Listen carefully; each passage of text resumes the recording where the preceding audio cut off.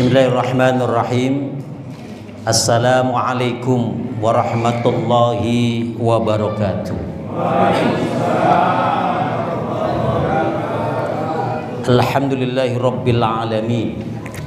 Wassalatu wassalamu ala asrafil anbiya'i wal mursalin Sayyidina Muhammadin wa ala alihi wa ashabihi wa man tabi'u bi ihsani ila yaumiddin. Amma ba'd, fa ya ayyuhal hadirun wal hadirat, ittaqullaha haqqa tuqatih wa la tamutunna illa wa antum muslimun wadkhulul jannata bisalamin aminin. Amin ya rabbal alamin. Hadratul ma'ali, para alim ulama, para asatidz, para sesepuh, tokoh masyarakat, lingkungan, grand wisata, water garden. Oh, ada waternya. Water garden yang saya muliakan. Hadir tengah-tengah kita Bapak Ketua Rukun Warga 10, Bapak Siswanto, yang tadi memberikan sambutan untuk kita semuanya, yang ternyata beliau kelihatannya orang Medan, ketahuan medoknya. Ketua Yayasan Al-Muhajirin Bapak Rahman Khalid, yang tadi memberikan sambutan untuk kita semuanya. Ketua FKWGW Bapak Sumantri Pagaralam. Mana Pak Sumantri? Oh, di pojok. Ini sepertinya Sumatera Barat ini. Oh salah, selatan, salah. Ada yang protes di atas. Itu istrinya sepertinya.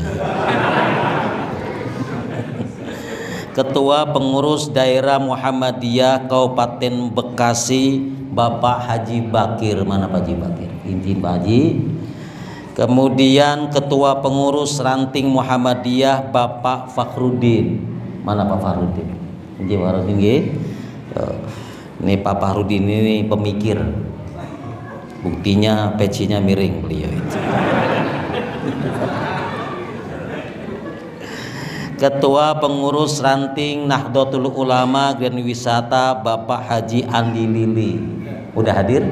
Belah di pojok. Sini Kiai, sini Kiai. Nih Kiai.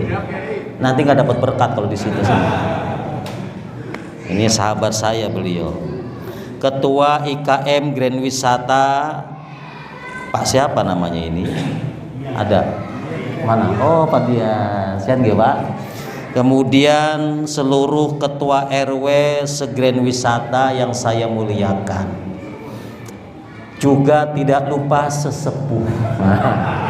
Ini sesepuh yang tidak saya sebutkan satu persatu, tapi saya yakini bahwa sesepuh di sini memang sudah sepuh.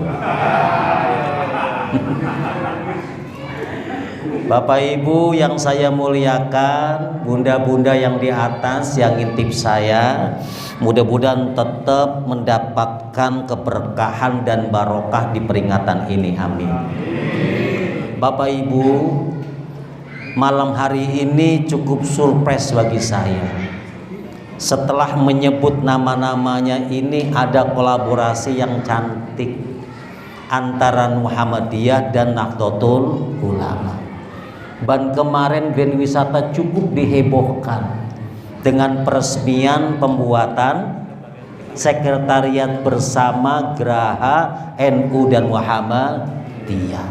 Mudah-mudahan kerjasama ini tetap terikat dalam rangka untuk membangun negara yang kita cintai, negara Republik Indonesia.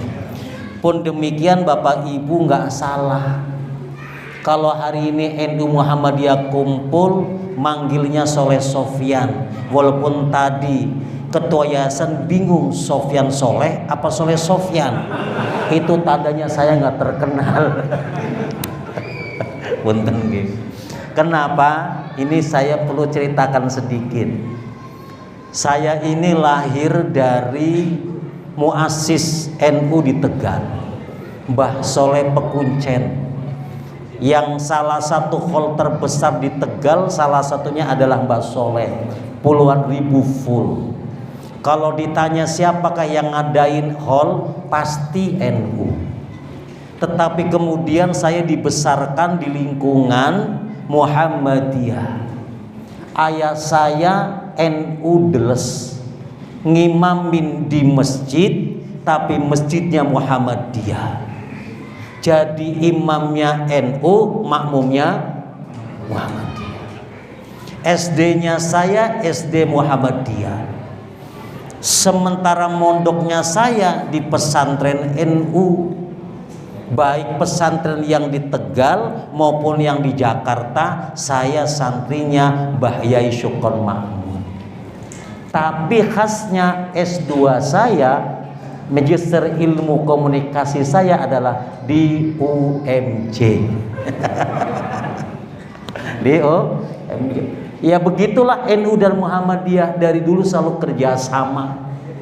Kalau Muhammadiyah bikin kampus, bikin rumah sakit, ya NU nyiapin pasiennya. Ada gitu aja. Ya, NU nyiapin mahasiswanya. Alhamdulillah. Nah, malam hari ini kita kumpul bareng-bareng karena memang tujuan peringatan Maulid Nabi ya seperti ini. Dulu dirintis oleh Salahuddin Al-Ayyubi tahun 1137 memang dalam rangka untuk menyatukan sel-sel umat Islam yang saat itu sudah mulai bercerai-berai, yang saat itu sudah mulai terbelah oleh friksi, oleh kepentingan, bahkan juga oleh politik.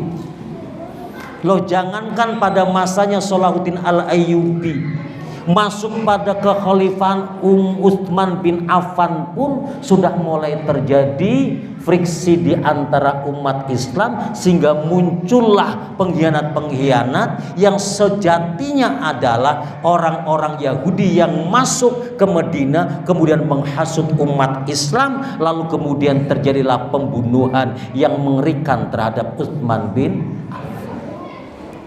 Maka dari waktu ke waktu, dari zaman ke zaman, peringatan Maulid itu tentu berbeda.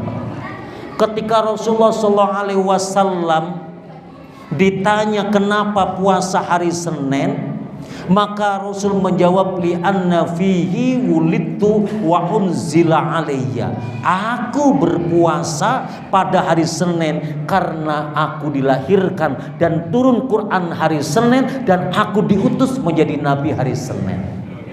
Rasanya saat itu sebelum perlu nih ngumpulin orang banyak.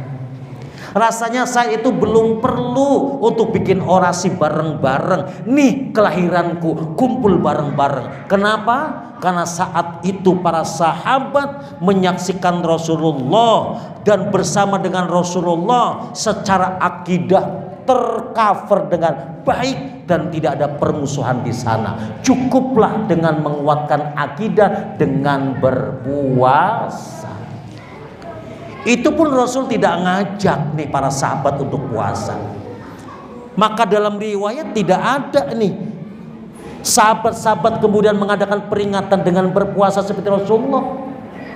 Apa sahabat yang lakukan? Sahabat lakukan itu dengan menyanjung Rasulullah, menyanyikan burdah, kemudian bersolawat, bercerita tentang baginda Muhammad Sallallahu Alaihi Wasallam. Bahkan sebagian dari sahabat ketika menyanjung Rasulullah, Rasulullah tersenyum dan bahagia, kemudian memberikan hadiah serban kepada sahabat. Semakin bertambah waktu, bertambah zaman, semakin bertambah abad, kebutuhan umat untuk berkumpul menjadi penting. Maka kemudian hari ini muncul prosesi peringatan Maulid yang berbeda-beda di setiap wilayah. Peringatan di Grand Wisata beda dengan peringatan di Tegal, Kiai. Ada orang Tegal di sini? Ada? Berarti orang Tegal gak ada yang kaya-kaya ini ya. Lah kepribin wong Cirebon nggih selahar apa. Kalau Maulid Nabi di Tegal itu mereka pada tanggal 12 Rabiul Awal kumpul, Pak. nggak ada ceramah. Semuanya baca rawidiba, mulutan, kemudian membacakan riwayat baginda Muhammad Shallallahu Alaihi Wasallam. Khasnya di sana adalah mereka kalau kumpul membawa berkat. Nah, berkatnya sesuai dengan kerajinan yang mereka bikin, Pak. Kalau mereka bikin ember, mawa bakat berkatnya bawa ember, dalamnya isi nasi, lauk pauk atau sembako. Kalau kemudian mereka bikin kompor, maka kemudian beseknya pakai kompor. Yang repot tetangga saya, Pak, bikinnya lemari. Bikinnya apa? Lemari. Ya akhirnya bawanya lemari, Bunda, digotong. Ya yang repot lagi, yang dapat lemari itu pak kiainya, umur 70 tahun, gimana gendongnya, Pak? Lah kemarin saya lihat di video ada kiai namanya Kiai Asrori, umurnya sudah 70 tahun. Sudah susah jalan, dapatnya apa? Beseknya dapatnya tong sampah. Karena di sana itu beseknya diputer, Pak. Diputer. Lah ada kejadian beberapa tahun yang lalu di sana ada besek yang tidak diambil oleh jamaah karena bentuknya biasa, bentuknya hanya besek saja. Kata kita paling telur sama nasi, paling mentok-mentok ada dagingnya, gak ada yang ngambil, Pak. Akhirnya yang paling terakhir dapat, sedih, dibuka isinya Samsung. Alhamdulillah. Beda lagi peringatan kalau kita lari, Pak, ke Makassar. Di Makassar itu kalau peringatan Maulid itu depannya banyak kedebong pisang. Kedebong pisangnya ditusuk dengan lidi, kemudian lidinya itu dikasih lembaran uang, daunnya. Semakin orang itu kaya, maka semakin banyak duitnya yang ditancapkan di kedebong pisang. Saya tanya, Pak panjenengan kenapa bikin kedebong pisang seperti itu? Kemudian panjenengan kenapa naruh duit di sana? Jawabannya luar biasa, Pak. Ustadz, setiap peringatan Maulid kami akan laporan kepada Allah. Kami akan laporan kepada Allah, inilah nikmat yang kami terima, inilah rizki yang kami terima. Sebanyak aku dapatkan rizki, maka aku laporkan kepada Allah dan kepada Rasulullah. Sebanyak inilah kemudian ku persembahkan untuk sedekah. Cuman repotnya, kalau baru pertama kali saya ceramah, anteng, Pak. Giliran di ujung mentok mau doa, itu doanya itu begini, tapi kakinya udah siap-siap. Ngapain, Pak? Rebutan duit. Ya pada prinsipnya namanya peringatan itu kan ingat itu mengingat, betul? Mengingat, karena mengingat itulah kita mengadakan peringatan. Peringatan itu ya sama halnya dengan perayaan. Apa yang dirayakan tentu yang menggembirakan. Sama halnya ketika kita mendapatkan seorang anak, istri kita melahirkan seorang anak, kemudian kita merayakan kelahirannya, tentu cara meringatinya beda. Ada yang kemudian langsung bikin akekah, ada yang langsung kemudian beli popok 1 kilo, ada yang kemudian menyebarkan berita kemana-mana, ada yang kemudian manggil tetangga kanan kiri bersedekah, ada yang ngumpulin yatim piatu, ada yang kemudian tasyakuran, macam-macam. Proses caranya beda-beda, tetapi intinya sama, tujuannya yang sama. Yang penting jangan menyelisih atau melakukan sesuatu yang dilarang oleh agama. Al aslu fi syai'i al ibaha illa ma yadullu ala hurmatihi. Asal sesuatu itu boleh sepanjang itu baik, kecuali ada yang melarangnya. Paham ini? Assalamualaikum. Assalamualaikum. Nah, jadi yang hari ini misalnya penasaran, waduh finar Ustadz, neraka Ustadz, nggak dicontohkan Rasulullah, datang sini. Jadi kita tahu, oh ngapain sih peringatan Maulid? Oh ada sedekahnya, boleh apa tidak? Boleh apa tidak?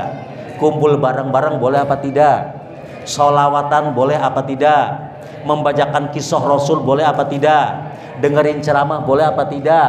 Iuran boleh apa tidak? Bagi-bagi makanan boleh apa tidak? Ngabisin makanan boleh apa tidak? Boleh, apalagi nggak iuran. Kan begitu. Nah, malam hari ini saya nggak akan jauh-jauh ngomongnya apa. Karena tentang peringatan Maulid, yuk dong bicara tentang Rasulullah. Kalau hari ini malam ini kita datang ke sini, jawabannya cuma satu. Kenapa Anda datang ke sini? Tentunya dalam rangka 3 hal. Yang pertama, rindu dengan Rasul. Yang kedua, berharap bertemu dengan Rasul entah kapanpun. Yang ketiga, bersyukur menjadi umat Rasul. Jadi kalau hari ini ada bertanya, kenapa Anda datang ke sini? Aku rindu dengan Rasul, aku berharap bertemu dengan Rasul, dan aku bersyukur dengan menjadi umatnya Rasul. Maka hari ini semuanya harus gembira ketika mengadakan peringatan Maulid. Segembira orang-orang Yasrib ketika bertahun-tahun mengharap kedatangan Rasulullah SAW. Kemudian Rasul datang dari kota Mekah menuju Madinah yang bernama hijrah. Orang-orang Madinah nungguin, Pak. Anas bin Malik memberikan gambaran, adha'a fiha kullu syai'. Saat itu Madinah begitu terang benderang, begitu bahagia menunggu kedatangan Sang Muhammad yang dari dulu terkenal dengan gelar Al-Amin. Kemudian saat menjadi nabi dapat gelar Siddiq, Tabik, Amanah, Fatona. Mas, memang kalau mau cari pemimpin, jangan cari pemimpin yang mendadak baik. Nggak ada isi itu, nggak ada. Baik banget ya, ngapain ngasih duit? Kalau orang baik udah dipupuk dari awal sudah jadi baik. Rasul Muhammad umur 12 tahun itu sudah menjadi pedagang yang dipercaya oleh orang-orang Mekah untuk dititipkan dagangannya. Rasul aku nitip, Muhammad aku nitip, Muhammad aku nitip. Bahkan usia muda dapat gelar Al-Amin. Jadi nggak ada caleg-caleg dadakan baik, itu nggak ada. Dari dulu baik, pilih yang itu yang dari dulu baik. Cuman kita nih kadang-kadang memang suka matre. Ya, dapat 100.000 udah bilang baik. Lah usah kemana-mana dah. Ketika Rasulullah datang kota Madinah, semuanya kumpul. Sebagian ada naik ke atas, Bu. Naik lihat dari pohon kurma. Rasul Muhammad udah datang belum? Belum. Saat kemudian rombongan datang berbondong-bondong dari Kubah kemudian masuk ke Yasrib, semuanya kumpul dan mereka semuanya menyanjung Rasulullah SAW dengan sanjungan yang kita kenal, Tola al-badru alaina min thaniyatil wada wajaba syukru alaina mada'a lillahi da. Disanjungkan dengan burda yang luar biasa. Ibu-ibu naik ke atas rumah kemudian nengok, mana gerangan Rasul Muhammad. Ya Allah, Madinah mendadak terang luar biasa. Sebagian umat Islam ada yang berkusuudzon, berburuk sangka, jangan dong ngadain Maulid. Kenapa? Sanjungannya terlalu berlebihan, seperti sanjungan umat Nabi Isa terhadap nabinya. Saudara, kenapa kemudian sanjungan orang umat Isa terhadap nabinya itu dilarang? Karena sanjungan umat Nabi Isa alaihissalam menyanjung nabinya itu menyanjung dan menjadikan Nabi Isa seperti anak Tuhan. Lah kita kan tidak.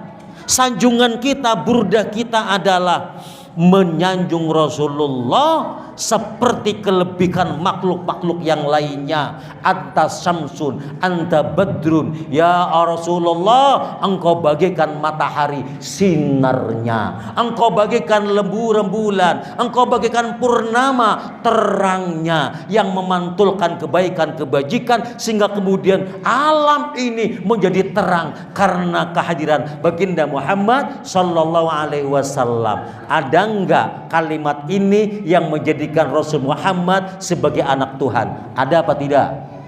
Ada apa tidak? Halo, assalamualaikum. Ada apa tidak?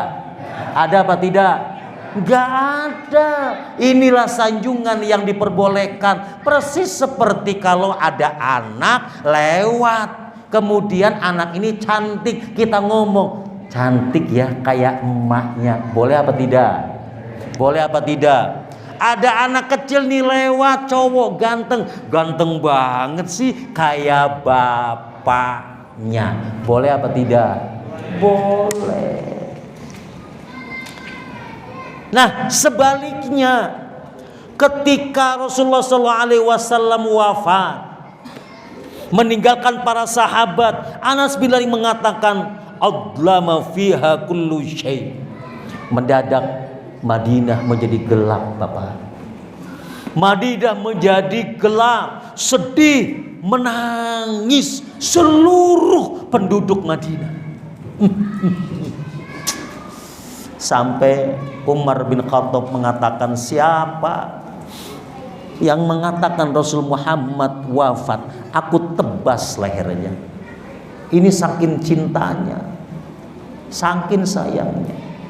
Ya memang Rasulullah dicintai, jangan oleh manusia, oleh makhluk alam pun cinta. Makanya anak-anak kita sering ngomong, wa tabasyarat wuhusul masyarik wal magharib wadzawabuhal bahri.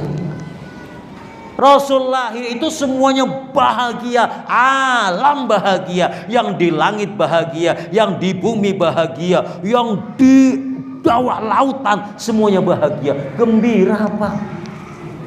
Mana buktinya? Ayo, ada hadis yang terkenal dengan hadis pohon berbunyi, pohon menangis. Dulu Madinah itu Rasul membangun namanya Masjid Nabawi. Masjid Nabawi, Pak, itu luasnya nggak jauh-jauh, aja 300 meter. Kalau kita mau ngukur itu ya di Raudhah itulah. Raudhah itu masjid yang lama. Masjid Nabawi itu saat itu hanya didirikan dengan pohon-pohon kurma atau batang pohon kurma yang disusun. Kemudian atasnya pakai atap. Atap apa? Atap kurma. Atap apa nama itu? Daun kurma.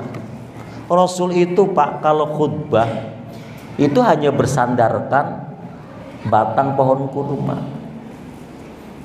Nah, kemudian dalam riwayat ada seorang ibu-ibu ngomong, ya Rasul, sekiranya aku bikinkan podium, mau apa enggak? Nih bahasa kita lagi tuh. Ya Rasul, kira-kira nek kulo damel ke podium kaki panjenengan khutbah sakit boten nggih, angsal boten. Nah, kalau perempuannya orang Jawa gitu aja gampang. Biar gampang ngomongnya. Ya singkat cerita Rasul setuju, Pak. Bikinlah podium atau mimbar. Rasulullah khutbah, batang pohon kormanya disingkiri. Lah tiba-tiba ketika Rasulullah mau khutbah, ada yang nangis, ada yang merintih, ibu, merintih. Datangnya bukan dari orang, tapi dari pohon batang kurma. Sahabat Jabir radhiyallahu an menggambarkan saat itu, sami'na lidzalikal jul sautal qausata qasautil aisha. Aku dengar, kami dengar nih ada suara. Suaranya rintihan, nangis seperti rintihan unta yang sedang hamil anaknya, yang akan melahirkan. Mendengar suara itu Rasulullah turun nih, Pak, dari mimbarnya. Turun, diambil ini pohon, dielus dengan mesranya, dengan sayangnya, dipeluk sampai diem ini pohon, sampai diem. Nah, Imam Hasan Al-Bisri itu kalau lagi nerangin kitab ini sambil nangis ngasih nasihat sama murid-muridnya. Anak-anakku, wahai muridku, al-khusyabatu tahinu ila Rasulillah sallallahu alaihi wasallam syauqan ila liqa'ihi wa antum ahaqqu an tashtaqu ilaihi. Anakku, lihatlah batang pohon itu. Begitu rindu dan ingin bertemu dengan Rasulullah sallallahu alaihi wasallam. Batang pohon rindu, nangis ingin ketemu. Sejatinya engkau, wahai anak-anakku, wahai muridku, ahaq an tashtaqu ilaihi, lebih berhak untuk rindu, kangen pada Rasulullah sallallahu alaihi wasallam. Makanya malam hari ini kalau ada yang gak kangen sama Rasulullah, kalah sama batang pohon. Kalau ada yang gak sholawatan sama Rasulullah, gak kangen sama Rasulullah, kalah sama batang pohon. Kalau gak pingin ziarah ke kota Madinah, kemudian bertemu dengan Rasulullah SAW, melambaikan tangan pada Rasulullah SAW, kalah sama batang pohon. Maka malam hari ini sejatinya kita hadir, mau kumpul, mau iuran, mau dengerin ceramah, mau sholawatan, mau baca Quran, karena memang sedang kangen, sedang rindu dengan baginda Muhammad sallallahu alaihi wasallam. Sallallahu ala Muhammad sallallahu alaihi wasallam sallallahu ala Muhammad sallallahu. Sambil pejamkan mata, sallallahu ala Muhammad sallallahu alaihi wasallam sallallahu ala Muhammad sallallahu alaihi wasallam. Sekali lagi, sallallahu ala Muhammad sallallahu alaihi wasallam sallallahu ala Muhammad sallallahu alaihi wasallam. Bagaimana kalau ini kita lantunkan dan kita kumandangkan depan makam Rasul? Di depan makam Rasul kita ucapkan assalamualaikum ya Rasulullah sallallahu ala Muhammad sallallahu alaihi wasallam. Kita bersimpuh di raudhah samping Rasulullah. Kata Rasul, man zaroni ba'da wafati faka'annahu zaroni fi hayati. Siapa orangnya yang berziarah datang kepada aku ketika aku sudah wafat, maka sejatinya dia sedang berziarah kepadaku ketika aku masih hidup. Yuk, tahun depan berangkat bareng-bareng yuk. Aminnya kok nggak kenceng itu ya. Yang di atas amin, karena tinggal minta sama lakinya. Tahun depan berangkat, amin. Amin. Pak, saya kalau lagi di sana itu samping makam Rasul, itu nggak berani minta, nggak berani doa sama Allah minta sesuatu. Ya Allah punya duit, ya Allah minta duit, minta mobil, minta harta, minta duit, minta lunas, nggak berani. Fokus saya sholawat, fokus saya melambaikan tangan, fokus saya manggil Rasulullah SAW. Saya ingat dengan pesan guru saya, Soleh, kalau kau banyak hajat, banyak keinginan, banyak mau, banyak kepentingan dan banyak sedih, maka jangan minta, cukup kau bersolawat. Kenapa guru? Ya, kalau kau bersolawat maka kau sudah mendaftar diri untuk mencintai yang paling dicintai oleh Allah, baginda Muhammad SAW. Kalau kau mencintai yang paling dicintai oleh Allah, maka engkau akan mendapatkan kecintaan dari yang mencintai yang paling dicintai.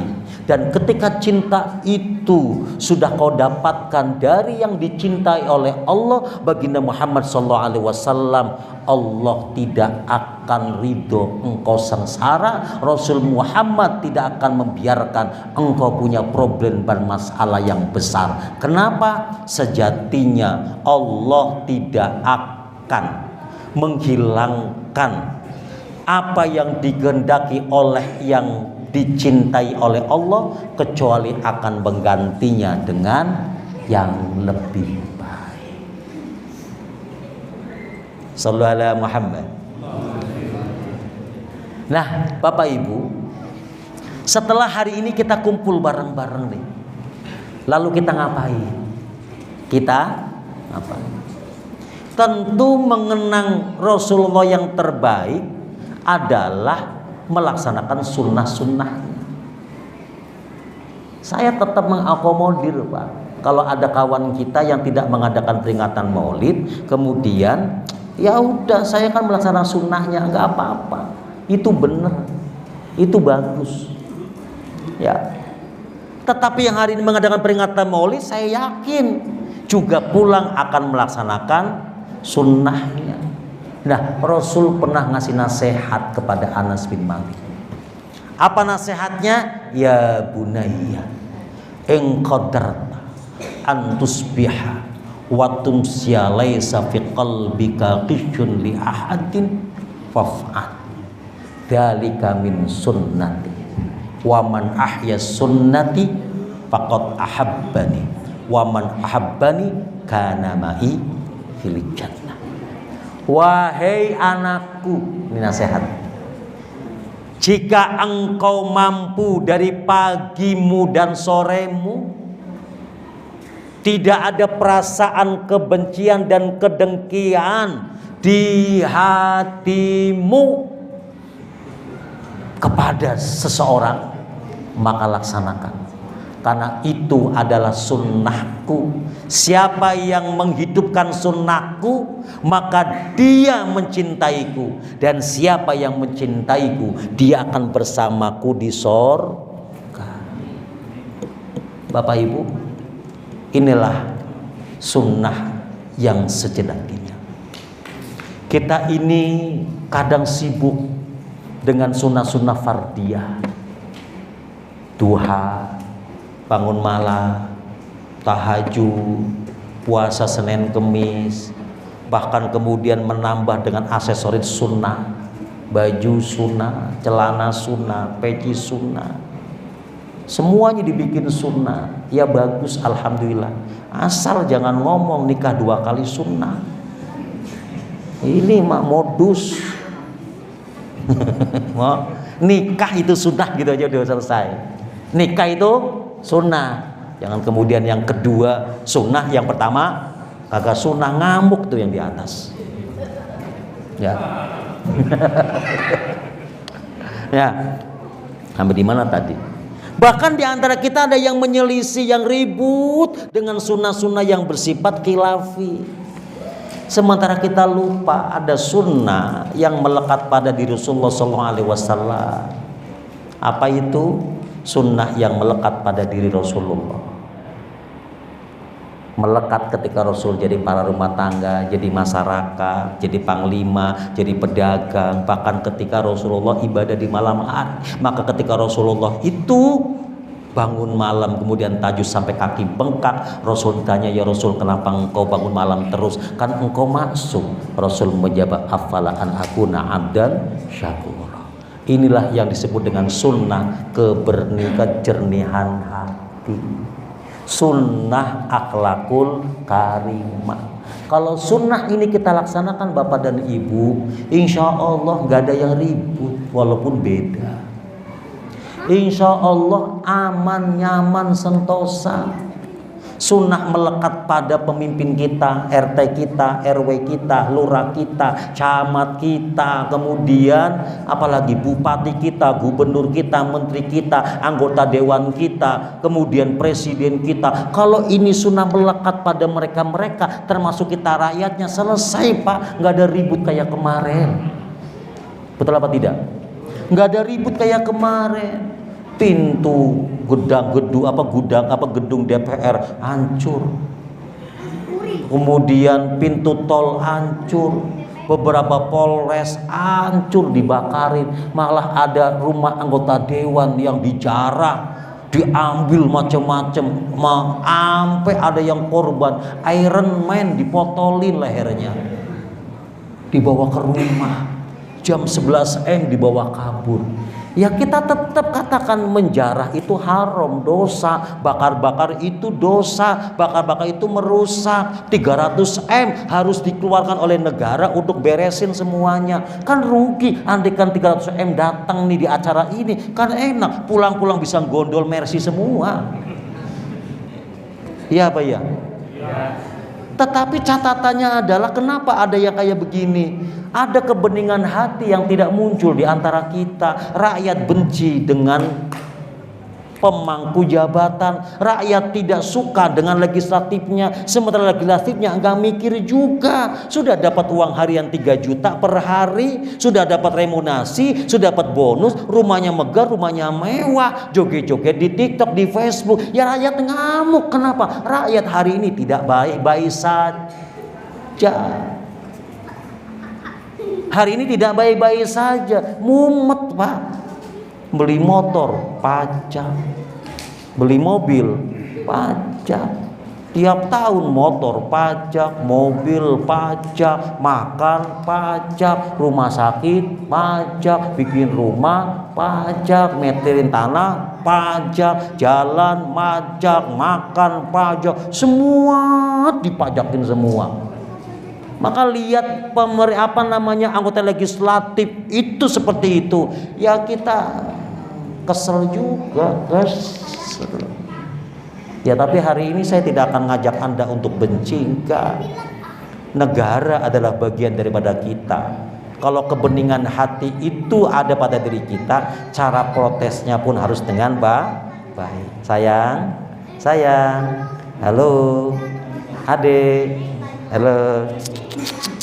Ayo dengerin Ustaz bicara dulu ya. Oke, nanti yang dengerin dapat hadiah. Tahu pengen? Oke, dapat hadiah. Pengen tahu hadiahnya apa? Handphone yang ada di depan adik. Itu hadiahnya. Silakan gotong bawa pulang. Udah jangan tepuk tangan, udah dengerin. Oke ya, dengerin ya. Oke, lanjut. Nah, kebeningan hati yang seperti ini kan hari ini harus kita lakukan. Rasulullah SAW itu sebagai sosok yang jarang marah Pak, jarang marah. Ada satu peristiwa ketika seorang rahib Yahudi itu nguji Rasulullah. Yang nguji itu kiainya Yahudi Pak. Namanya Zaid bin Sa'anah. Zaid bin Sa'anah ini nguji Rasulullah dengan mengikat perdagangan bisnis. Nah, Zaid bin Sa'anah ini sengaja nih, bisnisnya belum sampai pada timingnya, udah datang pada Rasulullah, nagih. Rasul, mana janjimu? Muhammad, mana janjimu? Lu kebiasaan bohong ini. Diambil lehernya, ditarik itu sorbannya. Coba, Rasul digituin. Kalau depan mata saya, tak bunduh, tak pakai nih. Wajar kalau Umar yang nyaksiin marah luar biasa. Diambil pedang, srek, mau dipenggal lehernya Zaid bin Sa'anah. Rasul menyegah, Umar, aku tidak menyuruh engkau untuk angkat pedangmu untuk Zaid bin Sa'anah. Antamurahu bi husnil i'tidhab wa ta'murani wa antamurani bi husnil qadar. Cukup bagimu wahai Umar, kasih peringatan kepadanya untuk nagihnya dengan sopan, dan kau ingetin saya untuk membayar apa yang memang aku janjikan dengan baik. Coba bisa begitu. Bikin kaget Umar lagi. Wahai Umar, ambilkan 20 sok gandum, kasih pada Zaid bin Sa'nah. Lah buat apa Rasul? Bonus. Lah buat apa bonus? Itu bonus karena kau telah bikin dia kaget. Coba ada nggak ya begitu? Ini akhlak Rasul. Lah hari ini kita akan dikit-dikit ngomel, ngedumel, marah, kesel. Coba ibu pulang ke rumah, apa yang nggak bikin kesel? Seolah-olah seumur hidup kita itu kesel mulu. Pulang ke rumah, lihat ada daun kotor di depan rumah, kesel lagi. Masuk ke dalam rumah, buka pintu ruang tamu, TV masih nyala, kesel lagi. Asbak masih kotor karena lakinya ngerokok, kesel lagi. Masuk ke dapur ada mangkok mie rebus, mie instan, anaknya habis makan kagak dicuci, kesel lagi. Masuk ke kamar ternyata kasurnya belum diberesin, kesel lagi. Lakinya nggak pulang-pulang karena main catur sama mancing di pojokan Grand Wisata itu, kesel lagi. Ya, tidur bangun-bangun lakinya ngorok, kesel lagi. Lalu kalau semuanya kekurangan dibikin kesel, kapan akan jadi ibadah? Ibadah yang berkualitas itu kan ketika ibadah itu mendapatkan tantangan memperbaiki sesuatu yang belum baik atau memperbaiki sesuatu yang tidak baik. Dalam bahasa yang kita kenal adalah mengatasi masalah tanpa masalah, namanya pegadaian. Hafal itu kayaknya. Betul apa tidak? Kalau semuanya baik-baik saja, mana kita akan dapat pahala? Kenapa kita dapat pahala yang besar? Karena ada yang belum baik, ada yang tidak baik, kemudian kita perbaiki, kemudian menjadi baik. Kalau berbuat baik pada yang baik sama kita, biasa, kagak aneh. Kalau sayang kepada yang menyayangi kita, mencintai pada yang mencintai kita, biasa. Tapi bisa nggak apa yang memang nggak kita senangi, kemudian kita jadikan itu ladang untuk kita berjuang supaya baik. Orang pengen punya anak soleh, semuanya juga pengen anak soleh. Tapi kan tidak semuanya takdirnya mendapat anak soleh. Memang salah bapak sendiri. Kenapa anaknya nggak dikasih nama soleh? Betul Bu? Betul? Kasih nama soleh dong. Makanya saya kemana-mana, saya tetap soleh. Ya. Lah, apakah kemudian dari anak yang tidak soleh nggak dapat pahala? Justru lebih gede pahalanya dari suami yang belum soleh, Bu. Itu lebih gede pahalanya dibandingkan dengan laki yang soleh. Serius. Coba ibu bangunin anak yang belum soleh, yang sudah soleh. Berapa kali banguninnya? Cuma sekali bangun, langsung dia sholat. Pahalanya cuma 2, Pak. Bangunin anak, sholatnya itu anak. Tapi dari anak yang belum soleh, bangun. Ibu ke dapur, balik ke kamar, ya Pak ya, balik lagi, ya Allah bangun, bukan malah bangun kentut, tiut brot, ya Allah, kayak bapak nih, kayak bapak kalung anak kampret, bapak nyolong anak nyopet, ya Pak ya, yo. Terus 3 kali 4 kali bangunin nggak bangun-bangun. Akhirnya ibu ambil ember dengan gayung-gayungnya, dengan airnya disiram, biur, bangun. Anak bangun sholat. Dari anak yang soleh pahalanya cuma 2. Dari anak yang belum soleh pahalanya berapa? 5. 4 kali bangunin, sholatnya itu anak, bonusnya adalah gayung plus dengan ember dan airnya. Bersyukur apa tidak? Bersyukur apa tidak? Makanya ibu-ibu kalau punya laki belum soleh nggak apa-apa. Biasanya ibu-ibu itu sholatnya lebih rajin dari bapaknya. Ibu-ibu lebih sering bangun malam daripada suaminya. Suaminya itu kadang-kadang mau sholat subuh aja kudu dibangunin sama ibu. Betul apa tidak? Betul apa tidak? Iya kan? Tuh ada yang ngakuin tuh. Saya kayak kenal ini di atas itu. Oh itu jamaah umroh haji saya ya. Ayo Bu Efrida ya. Oh iya benar. Oh iya, itu jamaah haji saya tahun tahun kemarin. Alhamdulillah paling rajin, juga paling cerewet. Oh enggak kedengeran ya, Ibu mohon maaf. Keceletukan saya ngomongnya itu. Enggak ya. Ya, Ya termasuk kalau punya suami yang begitu kan enak. Mas bangun, mas sholat, cium, sampai ngebul 3 kali bangunin suami, itu kan pahala. Ya, pahala. Kalau yang sudah soleh nggak dibangunin sama ibu, udah bangun sendiri, udah tahajud sendiri, udah berangkat ke masjid sendiri, ibu dapat apa? Ya dapat kalau ngikutin. Kalau nggak ada ngikutin ya kagak dapet. Makanya hari ini yuk kita berakhlak seperti akhlak Nabi Muhammad SAW. Terakhir, Rasul ketika melakukan perjalanan dengan para sahabat di terik panas yang luar biasa. Kemudian mereka sahabat para berhenti dan istirahat. Kemudian mereka haus, Pak. Maka Rasul dengan Abu Qatadah nyiapin air. Dikasih. Rasul sendiri loh, Pak, yang ngasih air. Abu Qatadah bagi ke sana, saya ke sini. Dibagi. Dalam riwayat tinggal 2 gelas tersisa. Riwayat lain 1 gelas. Rasul ngomong, Abu Qatadah, isyrab. Kata Abu Qatadah, la asyrab hatta tasyrab. Saya nggak akan minum sampai engkau minum ya Rasul. Apa kata Rasul? Ini nasihat untuk yang hari ini jadi kepala rumah tangga. Nasihat bagi RT, RW, lurah, camat, gubernur, presiden dan seterusnya. Apa kata Rasul? Syaqil qaum akhiruhum syuruban. Pengayom umat, pemimpin umat, dialah yang terakhir minum. Ada nggak yang begini? Kepemimpinan sekarang itu kan cenderung adalah fasilitas, kekayaan, kelebihan.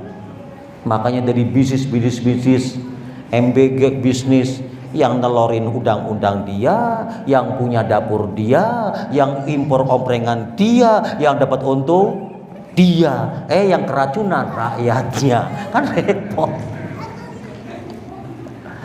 Ya Pak ya, ini kritik loh ya. Yang kerajutan rakyatnya, yang sibuk itu makan omprengan yang kemudian dilapisi oleh minyak bawi, rakyatnya.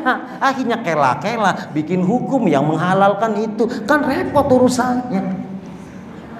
Nah, bagi Rasul kepemimpinan adalah pelayanan, bukan fasilitas. Pelayanan, sebanyak yang dilayani, maka sebanyak itu dia akan dapatkan pahala. Maka berjuanglah untuk kita semuanya. Saat kita lahir, semuanya tertawa dan gembira sekalipun kita menangis. Tapi saat kemudian kita meninggal, kita tersenyum dan tertawa, yang lain menangis. Gimana caranya supaya yang lain menangis, rakyat menangis? Berbuatlah sesuatu yang bermanfaat untuk orang lain. Khairun nas anfa'uhum linnas. Terima kasih. Pulanglah, kemudian koreksi diri menjadi sosok yang akan meniru akhlak baginda Muhammad SAW. Kita tutup perjumpaan taklim malam hari ini dengan membaca hamdalah. Alhamdulillahirabbil alamin. Al-Fatihah.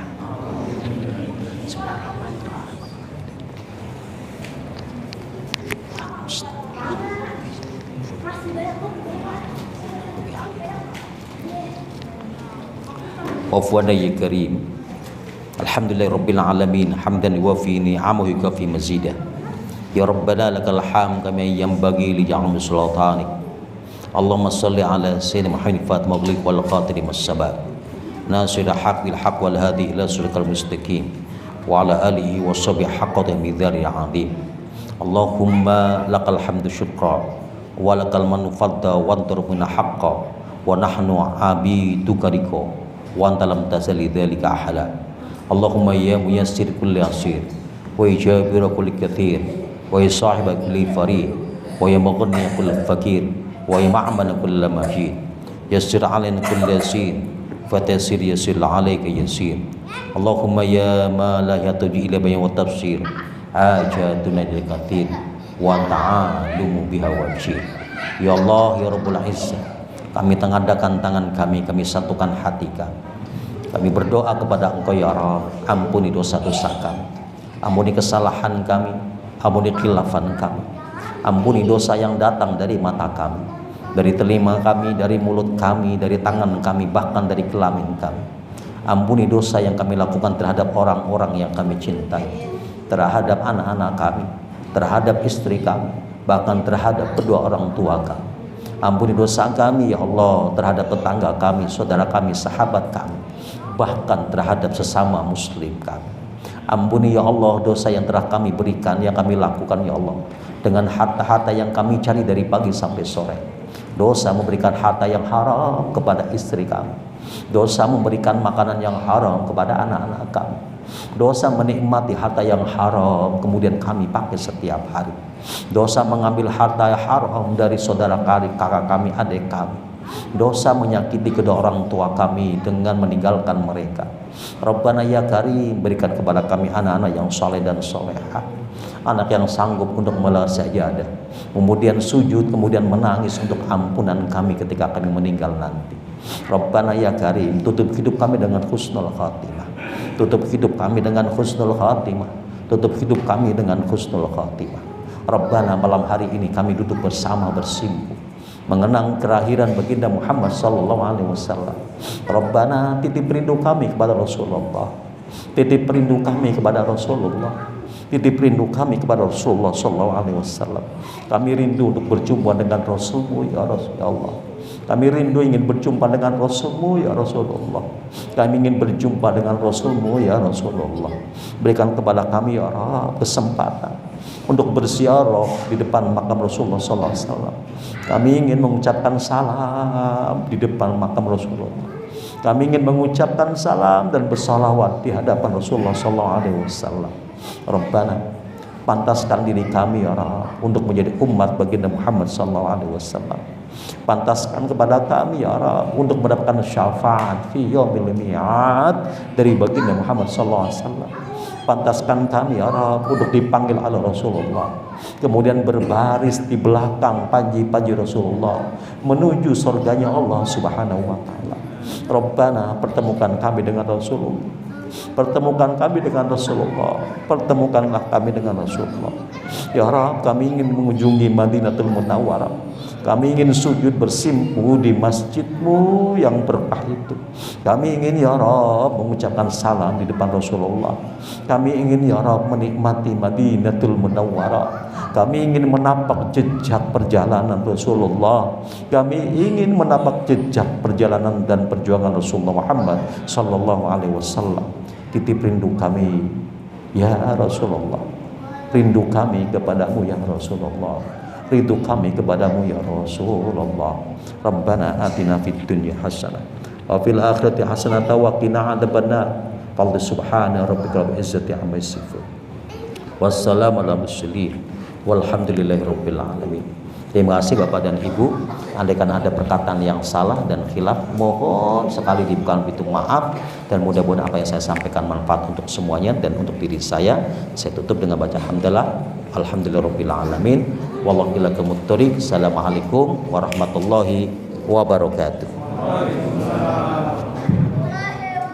Assalamualaikum warahmatullahi wabarakatuh. Alhamdulillah, saya Soleh Sofyan. Malam hari ini saya di Grand Wisata berserta dengan teman-teman dari Nahdlatul Ulama dan Muhammadiyah di acara peringatan Maulid baginda Muhammad SAW. Ini surprise dan luar biasa karena memang sejatinya peringatan Maulid itu awal dibuat karena dalam rangka untuk mempersatukan umat Islam dari friksi-fiksi, dari perpecahan dan perbedaan pendapat. Hari ini Muhammadiyah dan NU memberikan contoh pada kita semuanya, berkumpul bersama untuk kemajuan bangsa dan negara dan umat Islam.